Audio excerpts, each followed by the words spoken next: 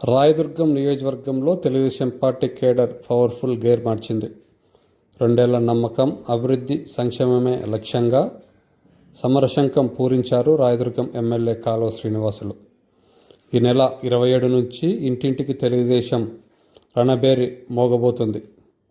ఊరు వాడ పార్టీ జెండాను రెపరెపలాడించేందుకు టీడీపీ శ్రేణులు సన్నద్ధమయ్యాయి. ఉడేగోళం శ్రీ మద్దనేశ్వర స్వామి ఫంక్షన్ హాల్ వేదికగా జరిగిన ఐదు మండలాల క్లస్టర్ ఇన్ఛార్జీలు, ముఖ్య నాయకుల శ్రేణుల సమావేశంలో కార్యకర్తల్లో నూతనోత్తేజాన్ని నింపారు కాలువ శ్రీనివాసులు. యుగపురుషుడు స్వర్గీయ ఎన్టీ రామారావు విగ్రహానికి పూలమాల వేసి ఘనంగా నివాళులర్పించారు ఆయన. క్షేత్రస్థాయికి వెళ్ళి ప్రభుత్వం సంక్షేమాన్ని, అభివృద్ధిని ప్రతి ఇంటికి చేర్చాల్సిందే, ఈ కార్యక్రమాన్ని తిరుగులేని విజయంగా మార్చాల్సిందే అంటూ తెలుగుదేశం శ్రేణులకు దిశానిర్దేశం చేశారు.